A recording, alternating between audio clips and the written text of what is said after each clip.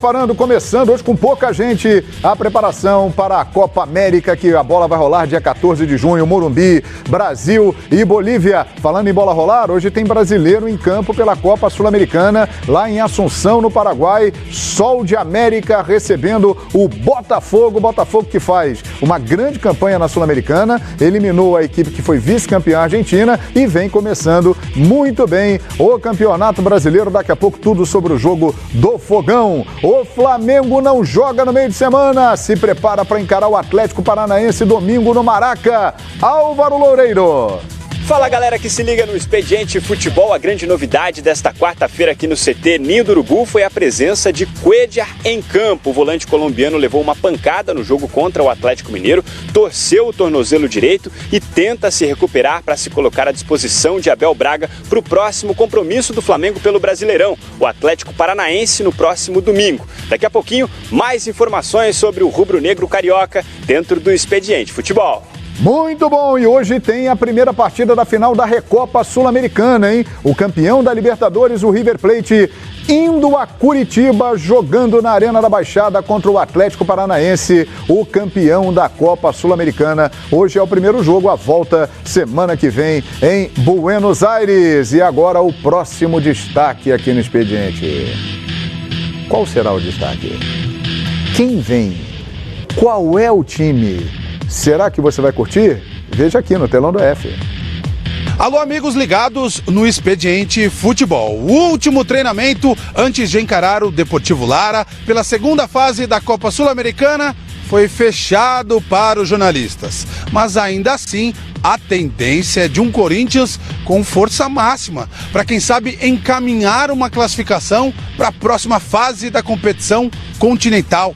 Os detalhes da quarta-feira corintiana eu trago em instantes no Expediente Futebol. É isso aí, alô fiel! Daqui a pouco, Everaldo sendo apresentado oficialmente. Coringão joga amanhã pela Sul-Americana e domingo tem o São Paulo. E agora é oficial, hein? A Copa do Catar em 2022 terá 32 seleções. A FIFA desistiu, por enquanto, de colocar 48 equipes numa Copa do Mundo.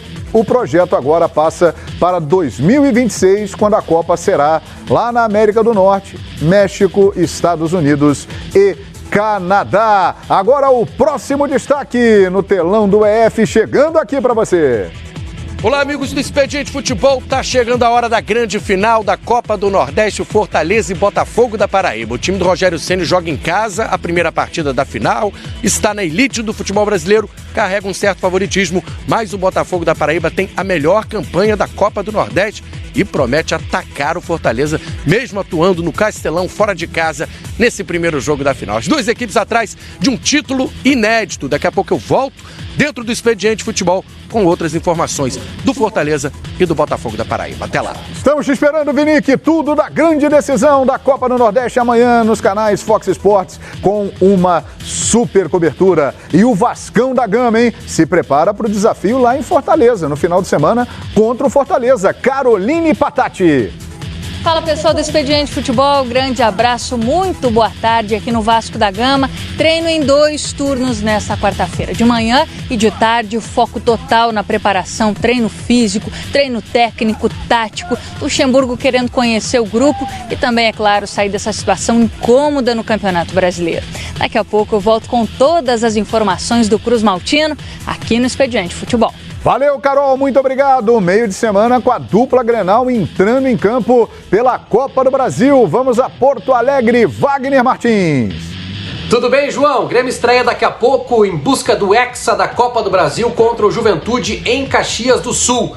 Sem 3 titulares, mas com o retorno de Michael e Jean-Pierre, a equipe Marinho se acertou com o Santos e agora é definitivo. David Braz vai jogar no Grêmio. No Internacional, D'Alessandro concedeu uma entrevista coletiva muito interessante, dizendo que não pensa em encerrar a carreira no final deste ano. Daqui a pouco, tudo sobre a dupla Grenal aqui no Expediente, João. Boa! Vamos falar muito da importante dupla Grenal no futebol brasileiro. E agora é hora do Fluminense. Flusão joga amanhã no Maracanã pela Copa Sul-Americana. Flávio Amêndola. Olá, amigos do Expediente, com uma dúvida na cabeça. Assim está Fernando Diniz para montar a equipe do Fluminense diante do Atlético Nacional nesta quinta-feira pela Copa Sul-Americana. 2 jogadores em busca de uma vaga na equipe titular. Daqui a pouquinho eu conto quem são esses atletas aqui dentro do Expediente. Bacana, quem serão os atletas? O Amêndola vai falar daqui a pouquinho. E agora nós vamos até Minas Gerais, vamos falar do futebol mineiro. Vinícius Nicoletti. Alô, João Guilherme, amigos do Expediente Futebol. Depois de perder para o União La Calera pela Copa Sul-Americana, o Atlético seguiu direto do Chile para Porto Alegre, onde enfrenta o Grêmio pelo Campeonato Brasileiro. 6 titulares que ficaram em Belo Horizonte também viajaram nesta quarta-feira para a capital mineira para reforçar a delegação atleticana. No Cruzeiro, após a reunião para lavar roupa suja, os jogadores reconheceram que estão rendendo abaixo do esperado. Daqui a pouco, todas as notícias dos mineiros aqui no Expediente Futebol. Ok, muito bom, bonito o nosso giro, hein? Passeamos aí pelo Brasil, várias partes, trouxemos informações para você, todas elas que irão pintar aqui no Expediente até 8 da noite e que serão analisadas por eles. Olha aí, rapaz, time bom, hein? Que isso. Dá para ganhar campeonato, hein? Acho que entra para disputar a taça. Com essa escalação aí, acho que a gente vai para as cabeças. Eugênio Leal, PVC, Paulo Lima e o Tetra, o nosso Zinho. Tudo bem, Eugênio? Bem-vindo ao Expediente. Tudo bem, João, mas tem que dar continuidade ao treinador. Ah, continuidade ao trabalho. E tal. Por exemplo, eu estou aqui dando continuidade ao trabalho desde setembro de 14. Por isso é um sucesso. Ou seja, o nosso programa, o nosso time já tem uma continuidade de trabalho, Eugênio. E por isso é sucesso total, né? Por isso ganha campeonato, João. É isso, Eugênio. Por falar em ganhar campeonato, ontem aquela decisão estranhíssima, né? Fora de hora até da Conmebol, proibindo times que não estejam na primeira divisão de disputar Libertadores e também Sul-Americana em 2020. Pegou muita gente de surpresa, deixou muita gente irritada, houve muita gritaria, aliás, a própria CBF, né, se manifestou contra, a AFA se manifestou contra gravemente, e a informação que circula na Argentina neste momento é que a Conmebol já teria aceito permitir, por exemplo, o Tigre, né, que está lá na semifinal da Copa Argentina, se ele for campeão, que ele participe da Libertadores. Não sei qual seria o caminho para isso, mas houve reclamação em praticamente todos os países, porque muitos deles têm essas Copas nacionais, como tem a Copa do Brasil, que dão ao campeão a possibilidade da Libertadores, e dessas Copas participam times, muitas vezes, de outras divisões. Então, uma situação assim, uma canetada que foi dada para mim fora de hora e que pode ser revertida devido à pressão dos países que integram a Confederação Sul-Americana. Vamos esperar que isso se confirme nas próximas horas. Muito bem, ainda bem. Foi a enquete ontem do Expediente e a maioria achou errada essa decisão de só times da primeira divisão participarem da Libertadores da América. Expediente Futebol tem o PVC. Bem-vindo, PVC! São Paulo é um dos 2 únicos entre os 12 maiores clubes mais tradicionais do Brasil que não ganharam a Copa do Brasil. É engraçado, né? Parece castigo. O Palmeiras, com o Zinho, em 92, fez a sua primeira participação em Copa do Brasil, porque o São Paulo, que tinha sido campeão da Libertadores no primeiro semestre, disse: eu não preciso disso aí, não.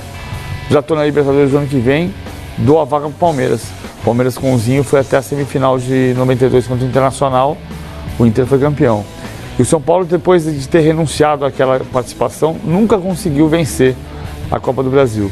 Hoje começa a participação para tentar o primeiro título e o São Paulo precisa voltar a ser campeão. É isso aí, daqui a pouco São Paulo e Bahia, vamos falar muito desse jogo. É o título que falta lá na prateleira de São Paulo, naquele museu bonito, com muitas taças, tem um espaço para a Copa do Brasil. Paulo Lima, o comentarista do Povo. Tudo bem, Paulo Lima? A galera continua enchendo seu saco por aí? Tá tudo bem? Como vai, Paulo Lima? Bem-vindo, hein? É bom, né, João, quando você tem esse... tanto daqui como dali, da onde venha, que venha com energia boa, energia ruim, mas a gente vai em frente. Eu estava comentando aqui, o Zinho, nós, assim, meio aqui em obra, estranho esse negócio da seleção, né? Abre a CBF, abre tudo, imprensa. Chegaram 2 jogadores. 2 jogadores. Que apresentação é essa? E só estará completa na primeira semana de junho. Parece dupla sertaneja se apresentando em Teresópolis. É inacreditável, né, cara? Inacreditável, não dá pra entender. É isso aí. Não dá pra entender, não dá. Bom destaque do Paulo Lima. Você vai entender as perguntas que eu vou fazer para ele aqui. Daniel Alves é comentarista em televisão? Não. Tá. Não. Messi é comentarista em televisão? Não. Não. Não. Pode ser no futuro, ainda não é? É. Cristiano Ronaldo, comentarista? Também não. Também não. Também não. Por que eu estou fazendo essas perguntas? Daniel Alves, o jogador brasileiro, junto com Pelé, com o maior número de títulos. Messi, 33 títulos na carreira, agora 34, foi campeão espanhol. Cristiano Ronaldo acabou de conquistar 29 títulos. Eles não são comentaristas. Temos aqui o comentarista da televisão esportiva mundial com o maior número de títulos conquistados. São 29 títulos na carreira. Eu desafio você a achar um comentarista na televisão mundial com mais títulos do que o Tetra. Vou te dar um abraço. Hoje é o dia do abraço. Hoje é o dia do abraço. Hoje é o dia do abraço. Hoje é o dia do abraço. É verdade. Quantos títulos o senhor conquistou na carreira? 29. Existe algum comentarista com mais títulos que o Tetra? Eu também quero um abraço, hein? Quer também? Um abraço também. Hoje é dia do abraço. Abraçar todo mundo, beleza. Abraço na lenda, hein, cara? Sinta se abraçado aí, meus parceiros. Olha que beleza. Um abraço também pra galera aí de casa, né? Tudo bem, Tetra? Tudo ótimo. O comentarista com mais títulos da TV Mundial. Obrigado, obrigado. Mas obrigado pelos elogios, assim... Os companheiros aqui já deram alguns destaques, né? Esse do Paulo Lima, que eu estava conversando com ele, né? Falei, pô, mas não é melhor apresentar todo mundo, né? Esperar mais na frente, porque esses dois jogadores que estão lá, estão só na musculação hoje. Ainda tinha treino previsto pro campo. Mandaram, não, vamos lá pra academia. Eles convocaram 10 meninos, né? Da base, de alguns clubes, promessas, futuras promessas do nosso futebol. Conheço alguns, realmente são talentosos. Mas eu acho que se poderia esperar, juntar mais gente para apresentar, né, nesse dia aí tão importante, que eu me apresentei várias vezes na seleção brasileira. É um dia especial demais. Mas aí dessa forma, só dois, aí depois mais dois, fica complicado. Mas assim, o meu destaque maior mesmo é a rodada da Copa do Brasil hoje, né? Jogos interessantes, como eu falei, jogos que existe o favorito, né? Na rodada passada era meio que equilibrado, né? Fluminense e Cruzeiro, Santos e Atlético, Flamengo e Corinthians. Agora tem favoritismo. Será que vai se confirmar esse favoritismo hoje? Será? Será? É isso aí. Sabe o que o Michelete falou para mim aqui no Ponto Eletrônico? Que ele adoraria que o senhor tivesse 27 títulos. Tirasse a Copa do Brasil de 2001 e o Paulista de 93. Né? Tudo em cima do Corinthians. Exatamente. Ele disse que adoraria que você tivesse. Ainda bem que ele não falou assim, eu ia tirar o seu pé direito, arrancar o seu pé direito. Ainda bem que não. Mas ele gostaria que você tivesse 27, mas são 29 títulos do Tetra. Rodada da Copa do Brasil, Juventude e Grêmio, São Paulo e Bahia, mas o primeiro jogo que a gente fala é do Verdão, que vem varrendo aí na campanha, no Brasileiro, na Libertadores, grande momento do Palmeiras, e joga lá em São Luís contra o Sampaio Correia. Campinho do Verdão, hein? É um time alternativo que manda hoje a campo o Felipão. Fernando Praz, Mike, Antônio Carlos, Edu Dracena, Vitor Luiz, Felipe Melo, Moisés, Lucas Lima, Felipe Pires, Johan, Arthur Cabral ou Borja. Esse aí é o time alternativo do Verdão. Esse é o time... Melhor do que vários aí do campeonato, né? Não tenha dúvida, né? Acho que foi você que colocou isso, né? Que lugar no Brasileiro? O Paulo, foi você que falou, esse time aí briga com o time A pra ser campeão. Olha, há muito tempo que a gente vem falando isso. Ficaria entre os 10 primeiros esse time do Palmeiras? G4 do Palmeiras foi campeão brasileiro ano passado. É verdade. Boa parte da campanha. O Palmeiras foi campeão com o time reserva, quando ele botou o time reserva pra jogar.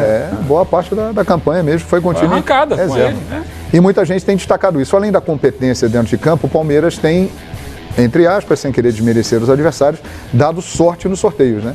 Porque vai encarar hoje o Sampaio Correia e depois na Libertadores da América vai jogar contra o Godoy Cruz. O jogo hoje é lá em São Luís, na casa do Bolívia Querida, como é conhecido o Sampaio Correia, PVC. Verde e branco, verde, amarelo e vermelho. Esse jogo que eu citei, que o São Paulo renunciou à Copa do Brasil e o Palmeiras entrou na vaga do São Paulo, o primeiro jogo do Palmeiras em Copa do Brasil foi com o Sampaio Correia. Foi 1-0 no São Luís e depois 4-0 em São Paulo. O Sampaio Correia tinha um goleiro chamado Juca Baleia. Juca Baleia. Que rimava com Sampaio Correia. O Juca Baleia. Né? Não rima? Sim. E o Palmeiras conseguiu passar pelo Sampaio Correia. São 7 vitórias, um empate e uma derrota na história. Essa derrota foi na Copa do Brasil, hein? Foi Copa do Brasil. 2014, né? Então, agora, a zebra passeou também em cima do Palmeiras. Não, tem que sempre tomar cuidado. O ano passado... Inclusive, recentemente, contra o CSA. O ano passado, quando o Palmeiras jogava com o time B de Brasileirão, era o time reserva no Brasileiro, que não era mata-mata. Eu não estou dizendo que sou contra, não. Acho que o Filipão está medindo a coisa certa e, claro, que você mede o risco. Todo jogo tem risco de derrota. Qualquer partida, se você entrou em campo para jogar um contra o outro, você tem o risco de derrota. Ele está medindo qual é o risco da derrota. Vai colocar o time reserva contra o Sampaio Corrêa, sabendo que se ele perder o jogo vai ter que recuperar depois em São Paulo. Tem um risco, mas olha a torcida do Palmeiras. Olha aí, isso aí é em São Luís, hein? Olha que maravilha, hein? Ó a força da galera do Verdão aí. É demais, né? Sensacional, espetacular. Tá jogando em casa hoje o Palmeiras. Claro que a torcida do Sampaio Corrêa tem uma presença grande por lá também, mas o Verdão é um dos times mais populares do Brasil. O Davidson tá todo feliz que vai ser papai, né? Papai marcou, bacana o Davidson, mas bacana. É a força do Verdão que todo mundo sabe, né? Que todo mundo e conhece. que cresce, né? É favorito. É favorito. Agora tem que jogar forte, mesmo tendo jogadores de um time reserva. Paulo Lima, você levantou a bola aqui da zebra, que a zebra andou passeando. O que você acha? Você acha que pode a zebra hoje lá, Paulo Lima? Você falou exatamente aquilo da questão do sorteio, né, o João? O sorteio, queira ou não queira, foi uma mãe pro Palmeiras, né? É indiscutível isso.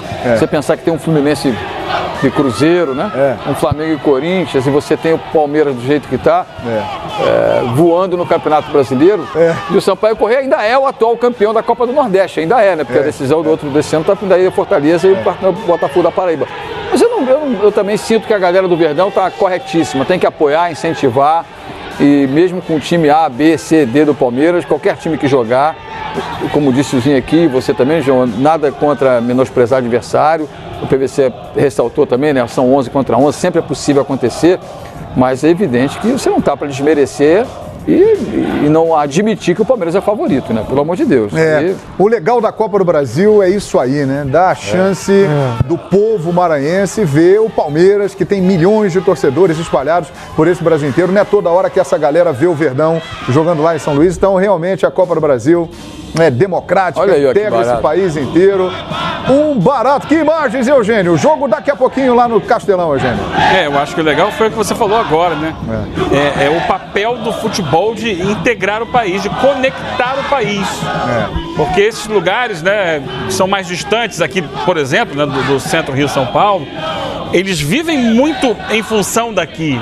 Né? Você vê, essa torcida toda, ela passa o ano inteiro olhando o Palmeiras pela televisão, né? Pela internet, acompanhando a distância, vendo as notícias, mas não tem essa conexão. É uma coisa distante, como em Manaus. A gente viu recentemente o Vasco e o Corinthians jogando lá, também foi uma grande festa na chegada deles. Então, quando o time vai até lá, ele integra o país, ele faz com que essa ligação seja real, né? Seja de fato aconteça ali de forma realmente objetiva. Mas passando para o jogo, é claro que o Palmeiras é favorito, mas cabe lembrar que no Campeonato Brasileiro, o único jogo que o Palmeiras não ganhou foi quando ele enviou o time reserva para enfrentar o CSA em Alagoas. Exatamente. Uma situação, de certa forma, semelhante a essa. Né? Se a gente mal comparar, né? Foi jogar no Nordeste, no calor da torcida, com um time que não é o que está jogando em sequência. Não tem tido tanta sequência. Não sei como é que está o gramado. As últimas vezes que eu vi o gramado do Castelão de lá não estava nas melhores condições. Isso pode tirar um pouco também da velocidade que o Palmeiras impõe ao ritmo dele do jogo. É um time que é muito intenso, rouba a bola e sai em velocidade. Se o gramado não tiver lisinho para a bola ganhar essa força, pode atrapalhar um pouco também na dinâmica do jogo do Palmeiras. Mas é óbvio, ainda com qualquer circunstância que possa atrapalhar, o Palmeiras segue sendo muito favorito para ganhar do Sampaio Corrêa. É isso aí, o Sampaio Corrêa que está na Copa do Brasil por causa da conquista da Copa do Nordeste do ano passado, né? Então, Bolívia querida enfrenta aí o Verdão nesse jogo importante com o seguinte time, hein? Andrei, Everton Silva, Douglas Assis, Moisés e Patrick, Dedé, Eloir e Dionis, João Paulo, Cleitinho e Salatiel Júnior. por que não que é um Salatiel... time... O técnico é o Julinho Camargo, que já dirigiu o Grêmio num período curto de tempo. Não, foi 2003. Ele dirigiu o Grêmio, não dirigiu? Dirigiu. O Grêmio teve um período muito difícil em 2003. O Julinho Camargo era uma promessa de técnico, sempre foi um cara reconhecido como alguém que conhece futebol, bom treinador. Não teve sorte naquele período porque pegou o Grêmio numa crise enorme. Que o Grêmio escapou do rebaixamento em 2003 e depois acabou caindo em 2004. Foi acabar a crise lá na Batalha dos Aflitos. Por que o Salatiel Júnior chama Salatiel Júnior? Salatiel Júnior. Não podia ser só Salatiel? Tem o pai dele, ó. Salatiel. Salatiel. Não, é igual o Neymar Júnior, mas assim, Salatiel só tem o pai dele. Salatiel Júnior. Porque a gente tem essa coisa, o futebol brasileiro ficou uma coisa. Era mais legal quando era Zinho. Mas é de Crisanzinho. Tudo bem.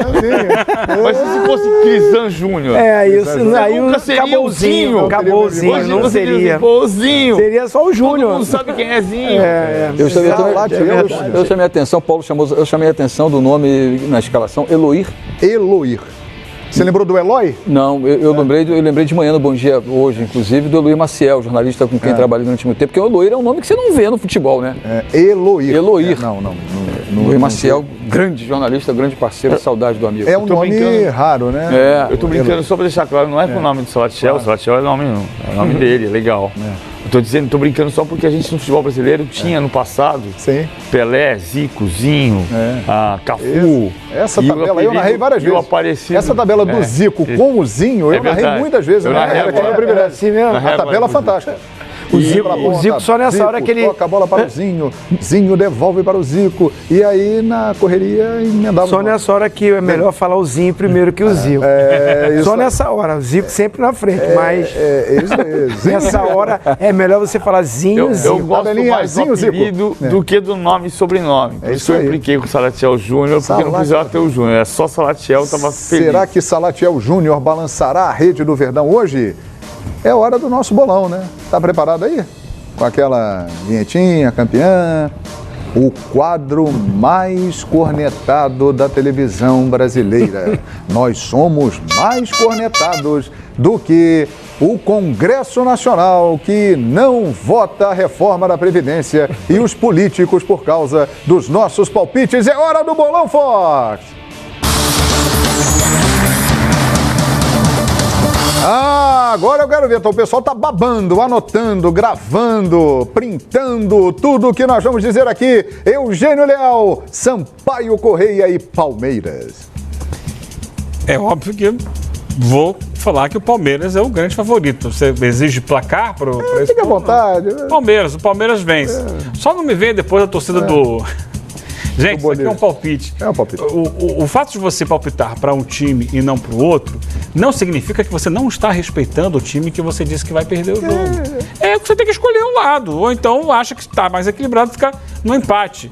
Mas não é falta de respeito com ninguém, tá? O torcedor tá amargurado demais. Amargurado. Palmeiras, é claro, é o grande favorito para o jogo. Manda um placar aí, gente. Manda um placar. Para aumentarem a raiva. 2-0. 2-0 pro Palmeiras. Paulo Vinícius Coelho. Olha, torcedor do Palmeiras, eu vou dizer que o Palmeiras vai ganhar, mas eu vou falar mais pequenininho, assim, só porque eu não posso prever uma goleada, então não fique bravo. Mas é muito chato isso, que os caras... Não que a gente fique chateado, porque é costumeiro, mas...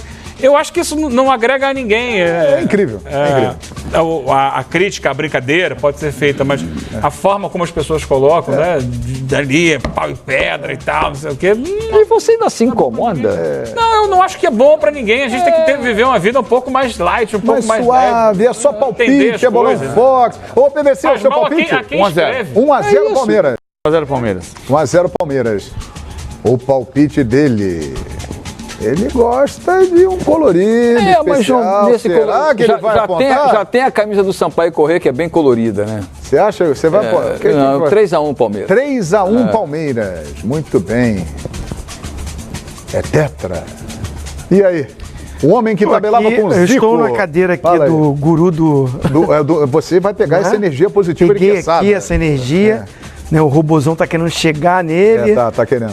O PVC tá querendo chegar Mas o ET dos palpites... Mas o ET dos palpites é o Quessadinha, que tá indo lá pra Fortaleza. Tá indo pra Fortaleza, uma viagem abençoada pra ele, pro Edmundo, pro Theo, pra galera toda. 3-0 Palmeiras. Eu estou de verde, né? Com todo respeito ao Sampaio, mas o Palmeiras é muito superior com o time alternativo, com o time principal. Eu acho que o Palmeiras vence bem, encaminha a classificação. Muito bem. E o meu palpite é o mesmo do Paulo Lima, 3-1 para o Verdão. O gol do Sampaio Correia será de Salatiel Júnior, né? Para que ele, já pensou? Salatiel Júnior. Ele tem feito gols, hein? Bateu, toca a música. É gol do Salatiel Júnior, gol do Sampaio Correia, mas o Verdão vai vencer por 3-1 e vai encaminhar a classificação para as quartas de final. É a lógica. Participe pelo Twitter, #ExpedienteFutebol. Agora vamos falar do Mengão, é isso? As informações do Flamengo com Álvaro Loureiro. Olá para você que está ligado nos canais Fox Sports. No Flamengo, Abel Braga segue aproveitando a semana sem jogos para ajustar a equipe. O Flamengo tem pela frente o Atlético Paranaense neste fim de semana no Maracanã pelo Campeonato Brasileiro. No treino desta quarta, Abel permitiu imagens só do aquecimento e não tivemos entrevista coletiva por aqui. A grande interrogação sobre a equipe que vai tentar buscar a terceira vitória no Brasileirão gira em torno de um dos principais jogadores do time. Cuéllar torceu o tornozelo na partida contra o Atlético Mineiro, ficou fora da atividade de terça-feira e voltou a trabalhar no campo nesta quarta. O colombiano fez um trabalho à parte, ao lado de René e Léo Duarte, que também aprimoram a forma física. Os três são dúvidas para o fim de semana. Neste momento, o Flamengo é o 9º colocado do Brasileirão com 7 pontos, 6 atrás do líder Palmeiras. O Flamengo volta a trabalhar na tarde desta quinta-feira, aqui mesmo, no CT Ninho do Urubu. Álvaro Loureiro, para os canais Fox Sports. Muito bem, Flávio. Semana cheia de treinamento, hein? Pro Abelão aproveitar aí. Treinamento e polêmica, né? Treinamento e polêmica. Já tem a polêmica. Ô, rapaz, tem uma polêmica, uma polêmica criada por um próprio dirigente do Flamengo. Você não pode perder. Já aqui algo inacreditável. Eu só acredito porque estou apresentando e vou chamar aqui daqui a pouco o tema. Mas o Abelão terá uma semana aí para trabalhar, hein? Bom, né? E também que o tempo no Rio de Janeiro deu uma acalmada, né, João? Toda aquela semana de nuvens negras, meio ameaça de chuva, toca sirene, né, desabamentos, alagamentos. Então parece que agora aquela nuvem negra que pairava ali sobre a Gávea, né, com a bênção lá do Cristo Redentor, olhando para cima do campo do Flamengo, se bem que treino no Ninho do Urubu, que é do outro lado, mas é bom pensar também na Gávea, porque ali na Gávea que estão as boas energias do Flamengo. Eu acho que eu sou favorável que o Flamengo volte a treinar na Gávea pelo menos uma vez por mês, 2, para ter contato com a galera. Isso aí eu acho fundamental.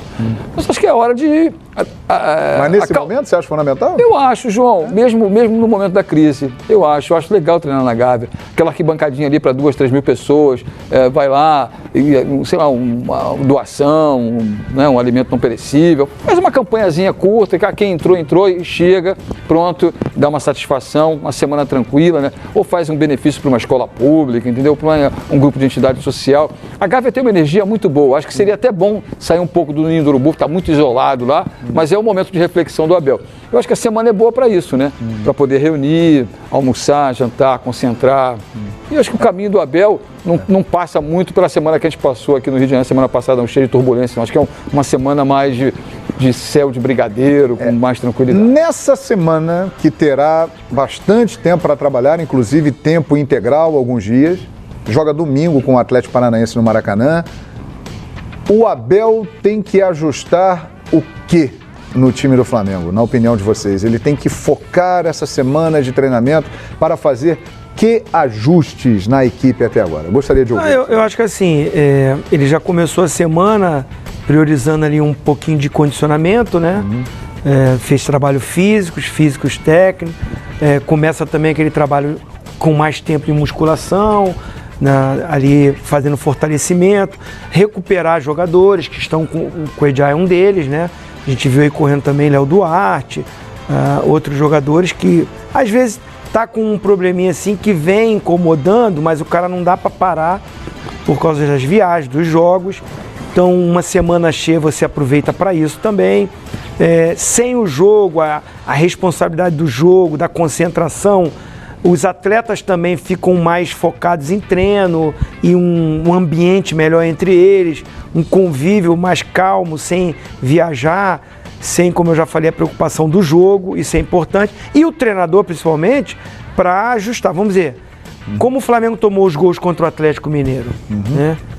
Saída de bola, né? Que o René recua para o Rodrigo Caio, aí que ele tentou dar o chutão, mas aí quando pega no Ricardo Oliveira, ela sobra ali para o Casares, e ele, zagueiro, não estava ali porque o René saiu para esse trabalho que hoje a maioria dos clubes estão com essa filosofia de não sair no chutão, sair trabalhando a bola. Ótimo, bom, bola no chão, os goleiros hoje estão com essa incumbência também de jogar com os pés, legal, mas é uma semana também para o Abel ajustar isso e também conversar que não é toda hora que tem que sair jogando, não.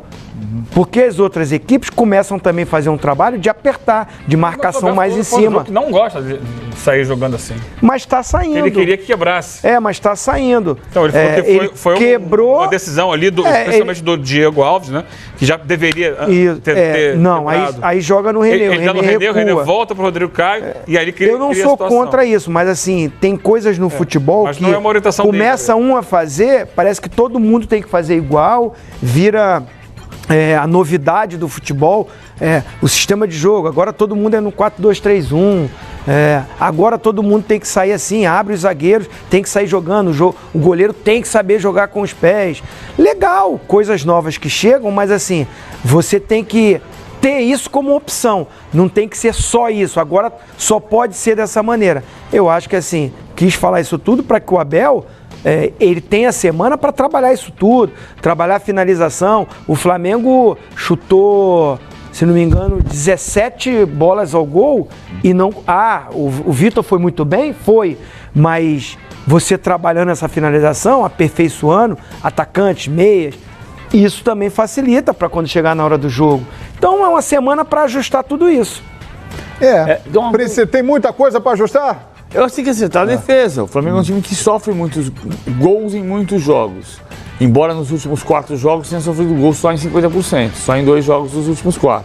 Porque não sofreu contra o Peñarol e não sofreu contra o Corinthians. E são os 2 jogos mata-mata. Mas tem coisa para ajustar. Tem que ver qual time o Atlético Paranaense vai levar. Porque o Atlético Paranaense joga hoje um jogo importante contra o River Plate. Deve ser, PVC, um time de novo alternativo. Aí usou contra o Corinthians, né, no primeiro jogo em casa. Porque a volta do River Plate é já na próxima semana. Tem que ver a maneira como o Abel vai montar o time dele, porque na semana que vem tem o Corinthians, também pela Copa do Brasil. Terça-feira. Na terça-feira, então ele tem que resolver o jogo contra o Atlético Paranaense. Tem um time, eu acho que dá para fazer... sábado e meio de semana. O jogo do Corinthians é só daqui a 2 semanas. Tá certo. Na outra terça. 4 de junho. Eu acho de toda maneira daria para fazer, mas é uma coisa que de calcular exatamente o time titular para ganhar o Atlético Paranaense, tem que ganhar o jogo. Eu já disse aqui que os campeões de 2015 e 2016, dos últimos 4 campeões, 2 perderam 2 vezes nas primeiras 5 rodadas, então perder 2 vezes nas 5 primeiras rodadas não alija do título, não tira do título, mas tem que tomar cuidado com esse tipo de coisa. Ganhar do Atlético Paranaense é fundamental. A defesa é um aspecto importantíssimo. Tem que ver se o Diego vai jogar, porque o Diego jogaria na semana passada contra o São Paulo, se não tivesse tomado o 3º cartão amarelo. É possível que jogue, então. Mas eu acho que a questão é acertar, conseguir sustentar mais o sistema defensivo para tomar menos gol bobo. É uma coisa que é engraçada, assim, por mais que seja... O Zinho tem toda a razão no que ele falou, concordo inteiramente com tudo que o Zinho falou. Que parece que você começa a fazer um sistema de jogo de um jeito e todo mundo precisa copiar. E não é. Existem maneiras diferentes de jogar bem. Eu tenho dito isso aqui algumas vezes. Mas também, mesmo o time que rifava a bola no passado, também tomou gol errando saída de bola, né? Também não é a maior novidade do mundo você tomar gol porque o zagueiro errou um passe e tomou o gol aqui atrás. O Rogério Ceni, recentemente, um dos melhores goleiros de saída de bola com os pés, saiu numa jogada errada do passe. O gol do Robinho. Contra o Palmeiras. Em 2015. 82, né? Aquela... O Cerezo com o Antônio vai cruzar ali a bola no meio. Aquela bola do Cerezo, eu joguei só pelada no futsal, aprendi, não cruza essa bola. Sim. Você aprendeu isso na base. Na base já se falava aí, não cruza a bola na frente da zaga. Ô Eugênio, para aproveitar bem essa semana aí, o que o Abel tem que ajustar no time, detalhar? Há 2 jogadores do Flamengo que caíram muito de produção recentemente, o Gabigol e o Arrascaeta. tem que trabalhar a parte física deles, entender o momento deles. E se chegar na sexta-feira não sentir que eles estão de novo bem condicionados, tirar do time. É isso, o Flamengo tem elenco para isso. O Flamengo tem opções para isso. Não estão jogando bem. O Gabigol já há uns 5, 6 jogos. Não faz gol há 4 jogos. E desperdiçando chances e tal. O Arrascaeta começou muito bem e... Então, a grande vantagem de você ter elenco é vamos rodar. Não dava para ter colocado o Diego no jogo passado porque estava suspenso. Talvez ele até já tivesse colocado no lugar do Arrascaeta. Mas se o Diego estiver bem e o Arrascaeta não mostrar uma melhora, vai o Diego. Deixa o Gabigol no banco. Ou de repente os dois. Deixa o Gabigol e o Arrascaeta no banco, para colocar. Bota o Bruno Henrique de centroavante, como já entrou bem outras vezes. Bota o Vitinho na ponta. Gira. No próximo jogo, se tiver melhorado, volta o Gabigol. Não tem problema nenhum. Isso não é nada definitivo. Mas é até para que eles sintam que tem concorrência. Opa, não posso ficar acomodado. Agora, o que o Flamengo precisa de todos os jogadores, é maior comprometimento defensivo. Todo mundo tem que participar do jogo defensivo. Na partida contra o Atlético, foram gols até fora disso. Porque um gol é de uma bola que o Flamengo está trocando passos, ele não está exatamente se defendendo naquele momento. E o outro é um lateral onde, teoricamente, estava posicionado ali o time. Ali foi um vacilo individual. Coisa que ficar atento. A essas falhas da zaga que aconteceram do Léo Duarte e do Rodrigo Caio. Não acho que seja a hora de mudar os dois. Mas é preciso que o Flamengo, como um todo, exija dos seus jogadores de frente também participação na marcação. Recomposição defensiva, para que o Flamengo seja mais sólido quando não tiver a bola. Esse é um trabalho de formiguinha que não é feito da noite para o dia, mas que precisa ter a consciência dos jogadores. Muito bem, então vamos ver aí se o Abel vai aproveitar bem a semana. O Flamengo joga domingo com o Atlético Paranaense. E na outra semana o Abel também terá de novo espaço para fazer treinamentos. O Flamengo não entra em campo no meio da próxima semana. Ainda deu 2 dias de folga para a galera, né, João? 2 Segunda e terça. Exatamente por isso. E na semana que vem também terá oportunidade antes do jogo seguinte do Campeonato Brasileiro. Muito bem, agora vamos para o extracampo. Falamos aqui do campo e bola. Agora vamos para o extracampo. O dirigente Cacau Cota hoje entrou em destaque no noticiário por causa de uma declaração que ele deu no programa apresentado pelo Edilson Silva na TV Bandeirantes aqui do Rio de Janeiro, programa Os Donos da Bola. A gente tem a declaração dele aí? Do que ele falou? Veja.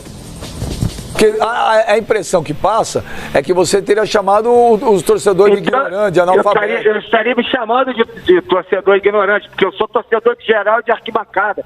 Nasci do lado do Maracanã. Essa peste não pega em mim. Que a oposição que está usando isso e uma parte aí que não me escutou, que não quis escutar diferente do que vocês estão fazendo agora, eu até agradeço pela oportunidade de estar podendo explicar, e eu deixei bem claro que queria dizer, a palavra até em inglês, né?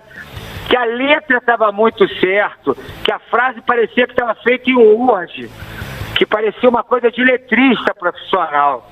Foi isso, esse era o objetivo maior. Que não era um jovem adolescente que estava ali fazendo aquilo na correria, na empolgação, numa atitude de apaixonada, mesmo que errada, mas inconsequente. Ô Cacau, o seu espanto foi pela qualidade da letra ou pelo fato de terem escrito Mickey certinho? Porque o que você disse, segundo os relatos, foi que te espantou o fato de Mickey estar escrito certinho. É esse que é o tom preconceituoso da sua declaração. A letra é espantosa, a forma como ela é arredondada, reta, parece que foi feito em Word. E escrever Mickey não é, usar uma palavra em inglês, não é natural de um protesto de torcedor comum. Então você está repetindo o que você falou na televisão. Quer dizer, o torcedor comum não sabe escrever Mickey, é isso? Não sabe escrever Mickey, mas ele não usaria essa palavra. Geralmente é fora Cacau, mas o Cacau, fora o treinador, fora o jogador. Mas o Cacau, de forma nenhuma preconceituosa. Bom, diante das inteligentes perguntas feitas pelo Flávio Gomes, o Cacau Cota confirmou o que ele tinha falado no programa da TV Bandeirantes, no Fox Esportes Rádio, que vocês já entenderam aí o contexto. Ele disse lá, escreveram a palavra Mickey de maneira correta, ou seja, isso é um protesto político. O torcedor do Flamengo, o povão, não escreveria aquilo ali. E ele acabou confirmando umas perguntas muito boas feitas pelo Flamengo. A gente está com uma dificuldade enorme no Brasil de respeitar a opinião alheia. Sim. Então, é assim. Então, eu não sou o Cacau Cota, eu não sou responsável pelo que o Cacau Cota disse. Sim. E ele acabou de dizer, você ouviu. Você pode dizer o seguinte, olha, uma parcela da torcida está protestando, e nós respeitamos a opinião dessa parcela da torcida. Infelizmente, nós pensamos de uma maneira diferente e nós vamos continuar com o trabalho. Respeitamos a manifestação de qualquer pessoa, entendemos a manifestação da parcela da torcida que pichou os muros da Gávea e vamos continuar trabalhando. Seria outra coisa. Não, e o mais absurdo é que tentaram expulsar o Bandeira de Melo. Por uma escolha da cor da chapa. E o Cacau Cota, absurdo, preconceituoso, é bom nem falar muito, mas é um preconceito absurdo, tem que sair da direção do Flamengo, pelo amor de Deus, né, João? Tem que ser afastado. E os caras perseguiram recentemente o ex-presidente que botou o Flamengo na linha, no trilho. Quase expulsaram ele do conselho, quase expulsaram ele do clube. E o Cacau Cota, que falou esse absurdo, inclusive era ex-integrante da administração Bandeira de Melo e foi afastado pelo Bandeira. Não, ele era da Patrícia Morim, da gestão da Patrícia. Mas também estava caminhando para fazer parte do grupo ou nãozinho, eu estou enganado. Eu acho que do Bandeira não. A gestão do Bandeira não. Agora com o Landim. Então, mas ele era da Patrícia Morim. Da gestão Patrícia. Da Patrícia Morim. Colado no BAP, no Landim. Que também era da Patrícia, né? Essa gestão. Não. O BAP já veio com o Bandeira. Bandeira, BAP. No início da gestão, em 2013, sucedendo a Patrícia Morim, deixa eu ajeitar aqui que eu tô falando. Obrigado aí, galera. Valeu. Era um só grupo. Composto por Bandeira, Valim, Landim, BAP, exatamente isso. Em oposição a então presidente, que era Patrícia. E aí eles foram eleitos com Eduardo Bandeira de Melo sendo o presidente, mas não seria de início, seria o Valim Vasconcelos, que não foi candidato à presidência porque não tinha tempo naquele momento de conselho de Flamengo, de sócio de Flamengo, para ser candidato à presidência. O estatuto não permitia. Então houve um acordo, Eduardo Bandeira de Melo foi candidato à presidência, colocou esse grupo no poder e com os anos se passando houve um racha, uma briga, um desentendimento. Eduardo Bandeira de Melo ficou de um lado e o grupo do Landim, do BAP, do Valim, do Cacau Cota ficou do outro lado. O Cacau era de outro grupo. Ele se juntou agora com o Landim. Exatamente. Para essa última eleição. Perfeito. Conclusão. Mesmo com essa confusão toda de grupos para lá e para cá, um dirigente como esse, apesar de já ter pedido desculpas nas redes sociais, pelo amor de Deus, né? Pede boné e some. Sai de cena, né? Sai de cena, dá um tempo. Porque foi o que o Zinho falou ontem aqui, o Paulo tem falado, é o próprio Flamengo que se contamina. Aí quer botar a culpa no Abel. É porque o Abel é o péssimo treinador, é porque tem jogador que está na preguiça, tem o Gabigol que não faz gol a tantos jogos. Dentro do campo, arrumar fora Abel, fora não sei o quê. Mas fora do Flamengo, é que tá precisando de um antídoto lá, cara. Dá uma vacina nessa galera, dá uma vacina, bota uma vacina antigripal, todo mundo de boca fechada durante 40 dias. Quarentena de dirigente do Flamengo. O Cacau Cota tem que ir embora, né? Pelo amor de Deus. Pede boné e vai embora, ou então afasta ele direto. Absurdo. Eu só não sou a favor da quarentena, só para deixar claro pelo seguinte, porque eu acho que nesse ano houve momentos importantíssimos que a diretoria do Flamengo demorou muito a se pronunciar. Estou falando do Ninho do Urubu. Sim. Né? Porque a entrevista coletiva ainda é um exercício democrático importantíssimo. Você se aproxima do microfone, você chama a imprensa e explica o que está acontecendo. Aí, claro, eu nunca vou criticar quem se prepara para falar com a imprensa. É uma quarentena que eu queria dizer, não, a diretoria fica calado, não, Paulo. De quarentena para ele, sumir de cena. Se a diretoria ele afastar o Cacau Cota... Lógico, para ele, não para a diretoria. A diretoria tem que vir a público se manifestar. A diretoria tem que se manifestar. Lógico. Tem que se manifestar sobre a questão da opinião de uma parte da torcida. E é importante deixar claro que é uma parte da torcida. Aí eu vou voltar a dizer o que eu disse agora há pouco. Acho que a gente pode ter uma capacidade de dialogar melhor do que a gente tem tido. Eu, por exemplo, não trocaria o Abel, não tiraria o Abel, não por eu achar o Abel o melhor técnico do Brasil, mas por eu achar que o Flamengo precisa ter um caminho com mais continuidade, mais sedimentado. Porque aquela conta que a gente fez ontem, são 41 técnicos no século, 2 por ano. De 80 a 92, foi 1,3 por ano. Naquele período de 80 a 92, ganhou 5 brasileiros, 1 Libertadores, 1 Mundial e 3 estaduais e uma Copa do Brasil. Ganhou mais e teve mais estabilidade. Eu acredito nisso. Não significa que eu esteja certo. Respeito quem pensa diferente. Quem pensa diferente entende de futebol da sua maneira. Eu entendo futebol da minha maneira. E a gente pode ter diálogo. Apesar disso, pensamos diferentes, conversamos da mesma maneira, debatemos, dialogamos democracia. E chegamos no ponto. Isso é democracia. Cada um pensa da maneira que é. Eugênio, e aí, Eugênio? É isso. Eu vejo da seguinte forma, João. Pois não.